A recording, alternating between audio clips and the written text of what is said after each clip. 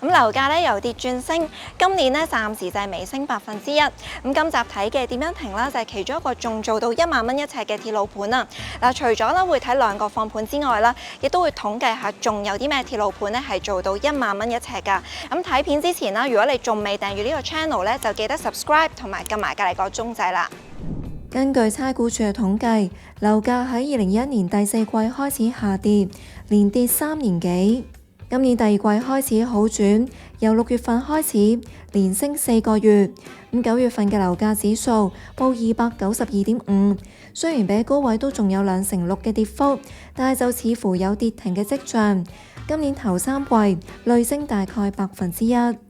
有代理統計，截到10月份，143個成分屋苑入邊，尺價做緊1萬蚊或者以下嘅有27個，比舊年年尾嘅大概30個略為減少。如果再收窄範圍，淨係計鐵路沿線嘅話，1萬蚊一尺或者以下嘅屋苑就有大概10個。港島同九龍有3個，包括欣景花園、麗港城同埋德福花園等等。大部分嚟自荃灣沿線，例如係荃灣花園、新葵興花園、美孚新村。而今集睇嘅蝶欣亭就喺兆康站附近。屋苑有2個出口，其中一個就喺第9座對出。呢度一出上天橋就可以行過去兆康站嘅 F 出口。由呢一座出發，大概5-6分鐘就到㗎啦。不過要留意嘅係，部分路段冇瓦遮頭，同埋比較遠離第9座嘅座數，就要行耐啲啦。另一個出口就喺第3座附近。拍攝當日，我哋都係喺呢一度走㗎。一出就有巴士同小巴站，有路線去元朗、旺角同埋機場等等。呢一個出口呢都非常之近嶺南大學㗎，有唔少嘅租客源。咁所以買得蝶欣亭嘅，除咗有自用客，亦都有投資者。其實成個蝶欣亭喺一個屯門兆康站咧，一直都係二手成交好多嘅藍籌屋苑之一嚟嘅。咁因為佢一嚟啦，有達到個 MTR 有地鐵站嘅需求啦；二嚟咧，佢有一個大型屋苑；三嚟咧，佢又近嶺南大學呢啲學校咧，比較受投資者啊、出租客歡迎嘅。若果住客係有揸車習慣，蝶欣亭基座有489個住客車位，以1700幾伙咁計，平均每3.5戶增一個。月租大概2000零蚊，售價就大概50到60萬一個。至於買嘢方面啦，屋苑主要依賴附近資助房屋嘅商場，包括就係嶺南大學側邊嘅富泰商場，同埋兆康站側邊嘅兆康商場。有街市同民生鋪頭，可以滿足到基本嘅生活需要。但係想行大型商場嘅話，始終要去屯門站嗰邊。屋苑有穿梭巴士接駁去屯門時代廣場同埋屯門站等等，每一程嘅車費大概4個半。康樂設施方面，屋苑有室外泳池、網球場、健身室、桌球室等等，每10尺管理費大概3個7。屋苑一共有9座，呈 L 字形排開，提供1728伙，標準單位涵蓋2房到3房間隔。由恒地發展喺2000年落成，樓齡大概25年。景觀方面，附近冇咩高樓大廈，大部分單位嘅景觀都幾開揚㗎。先講向東嗰邊，主要望嶺南大學同埋山景，但高層單位就有機會望到山墳。而向南嗰邊就望內園為主，部分單位會望到極樂寺。地政總署曾經喺2011年發出過清拆通知，話置方霸佔官地，用嚟做骨灰龕位。不過置方到而家都仲有營運。如果唔想望到極樂寺，可以揀第一座向南嘅單位，中高層甚至可以遠望到屯門河景。至於向西嘅單位，除咗望內園同極樂寺之外，遠望仲會望到兆康苑同埋山景。最後向北嘅單位就會望到運動場同埋村屋群。我自己就覺得呢一個方位嘅景觀就係最可取㗎啦。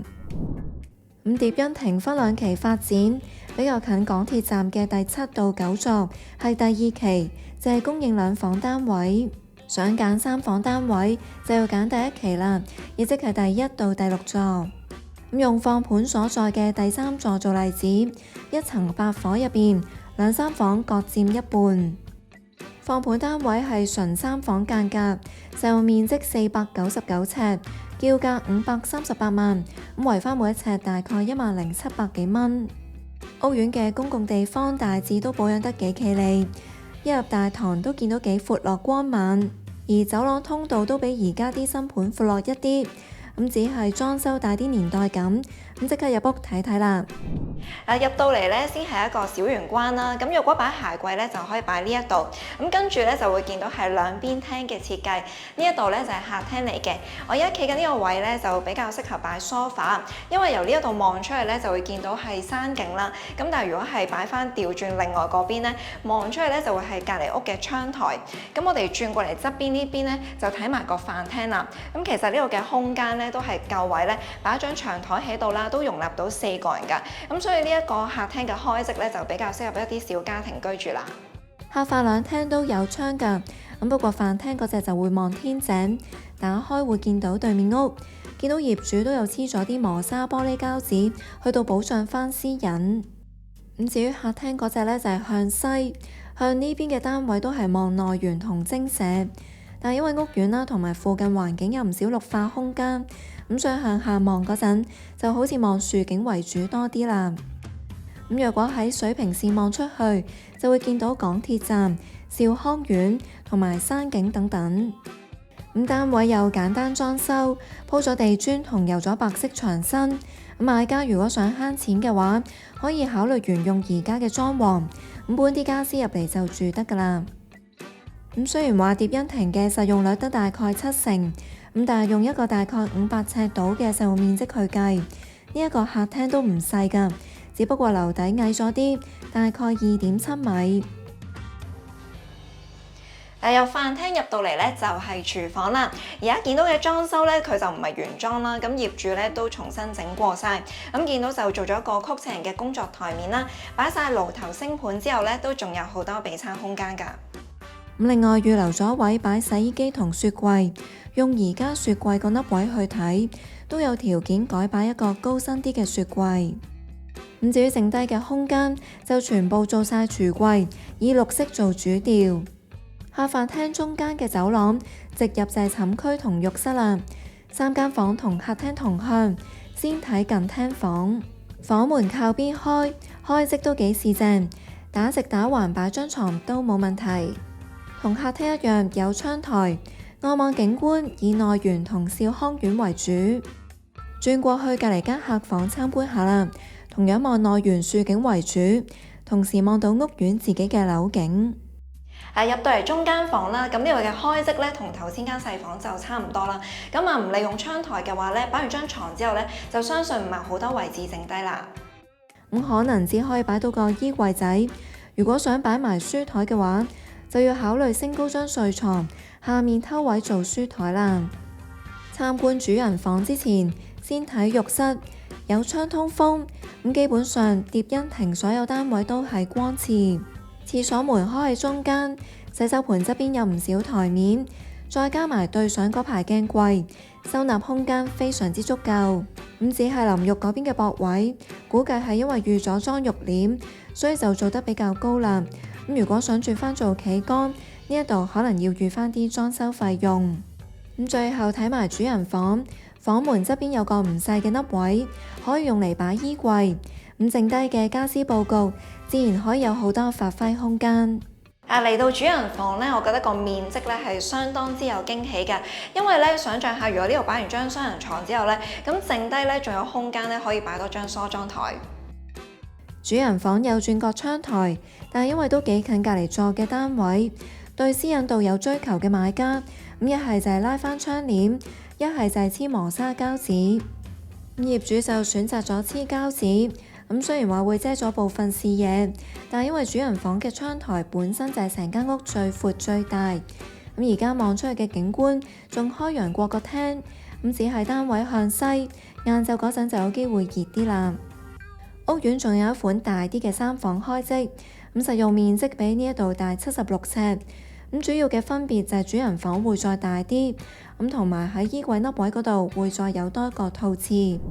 咁業主喺舊年3月買入單位嗰陣嘅樓價就係487萬，如果成功以538萬賣出，帳面可以微賺51萬，又或者1成。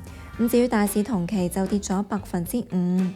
參考同類單位嘅成交，9月份嗰陣錄到一宗，就喺隔離座一間同樣向西嘅3房，做咗468萬，放盤叫價比之前嘅成交價高出1成半。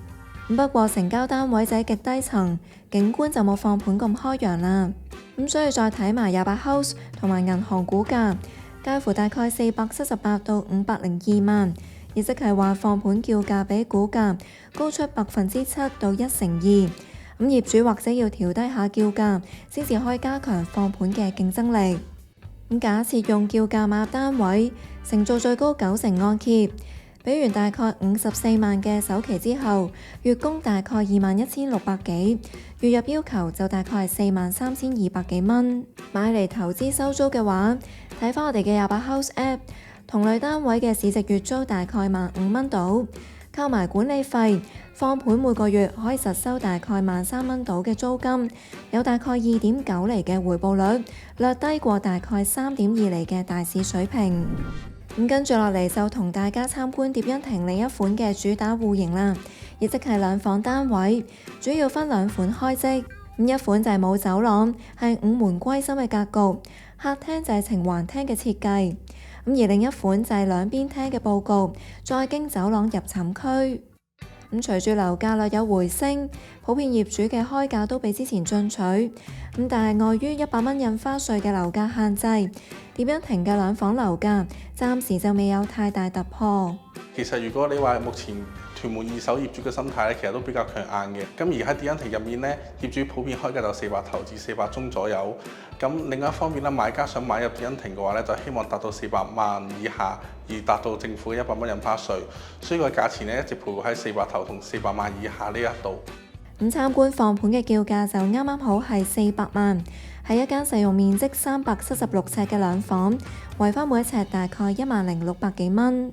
間屋做咗啲間隔改動，令到空間更加見使。一齊入屋睇睇啦。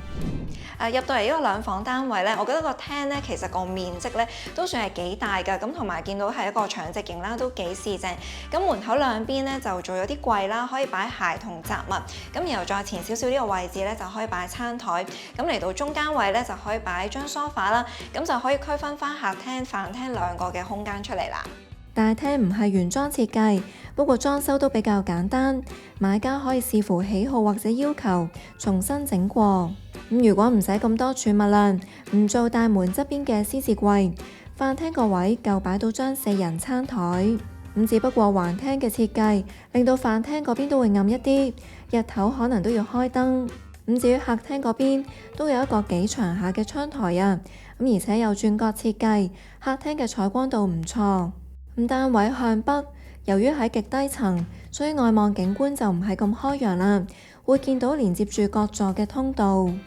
不過呢邊就係向內圓同埋其他座數為主，所以對比望外圍嘅單位，反而就會靜一啲。而單位經過改動之後，客廳就會多咗埲牆身，可以用嚟擺電視機櫃。咁原則咧，其實就冇呢邊完整嘅牆身嘅，咁咧其實就係有2個嘅房門啦。咁但係因為而家呢個單位咧就做咗啲改動，佢就封咗呢個房門，咁然後咧就再將2間房之間嘅牆身咧係褪入咗，咁所以變咗而家咧就好似有一個小小嘅走廊位咧，先再入去2間房啦。2間房之間嘅牆身係間隔牆嚟㗎，咁想保留翻2房開式嘅話，我覺得都可以參考而家嘅改法。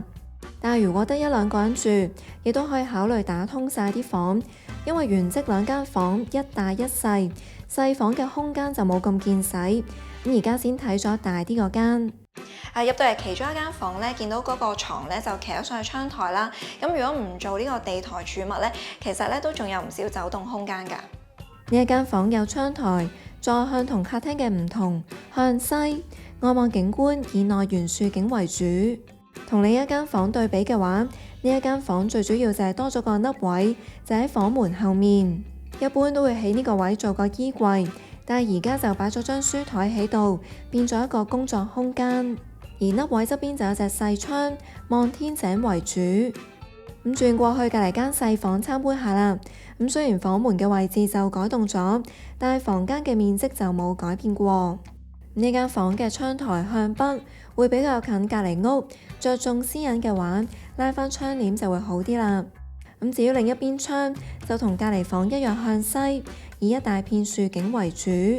咁因為呢間房咧，佢有兩邊窗啦，咁如果唔想遮到啲光線咧，咁可能咧就要打直擺張床，騎上個窗台少少，咁然後咧呢邊咧個牆身就擺一個衣櫃。咁如果唔使用嚟做睡房嘅話，喺網上面嘅其他放盤相見到，有啲人會訂做窗台家私，打造成為書房。睇完兩間房，咁最後睇埋廚廁。咁大門過啲咧就係廚房㗎啦。咁而家呢一度咧就係原裝設計啦。咁俾我重新整過嘅話咧，我會將呢個雙爐頭變成單爐頭，咁啊可以爭取翻多啲備餐空間啦。咁雖然話工作台面唔算好多，但係以一個唔到400尺嘅兩房單位嚟講，咁我覺得呢個廚房嘅空間都算合理。只不過呢度嘅裝修都用咗一段時間，所以好大機會要再整過。咁如果唔介意遮到隻窗嘅話，雙排嘅櫥櫃甚至可以做到最盡，嚟到增加更多收納空間。咁最後睇埋浴室，有窗通風，維持住原裝設計，備有浴缸。咁佈局基本上同3房單位嘅差唔多。參觀放盤可以話係蝶恩庭嘅入場戶型，經歷咗3年幾嘅跌市，而家屋苑嘅兩房樓價已經跌穿400萬。其實如果以蝶恩庭嚟計嘅話呢，我哋用同樣單位嚟做比較啦，面積兩房376尺，曾經高位2001年呢就賣到552萬嘅，咁啊平均尺價就14000尾左右。咁至到而家啦，2025年呢，同樣尺數啦，同樣面積同室呢，咁到賣咗380萬嘅，平均尺價就萬一鬆啲。由高位計，蝶恩庭就整體跌咗31% 左右。咁雖然話業主錯過咗最好嘅賣樓時機，但因為早喺10年前，亦即係大概2014年買入單位，咁若果成功以400萬賣出，用300萬嘅買入價計，今日都仲可以賺到100萬或者3%，跑贏大市同期大概7%嘅升幅。咁事實上，近期同類兩房嘅成交價雖然未到400萬，但係都好似代理咁講，造價可以去到380萬。用呢一個水平嚟到計，放盤叫價就比同類單位嘅成交價略高5%。咁再睇埋28House同埋各大銀行股價，介乎大概371到386萬，亦即係話放盤叫價比股價略高3%到7%。咁假設用叫價買入單位，做到最高90%按揭，咁俾完大概40萬首期之後，月供大概16000蚊，月入要求大概32000蚊。買嚟投資收租嘅話，睇返我哋嘅28House App，同類單位嘅市值月租大概12000蚊到，扣埋管理費，放盤每個月可以實收10600幾蚊嘅租金，有大概3.2厘嘅回報率，略低過大概3.7厘嘅大市水平。咁對上一次入嚟屯門呢，我哋就係去柏龍門嗰邊啦。咁對比呢一度呢，就當然嗰度嘅配套係完善啲啊。但係呢度離寶都配套呢，就係佢嗰個寧靜嘅居住環境啦。咁啊，唔知道大家有冇嚟過呢度呢？咁都可以留言講下你對呢個屋苑嘅睇法，有機會獲得咖啡禮券。最後啦，中意呢條片嘅話，記得俾我 like 支持下我哋啦。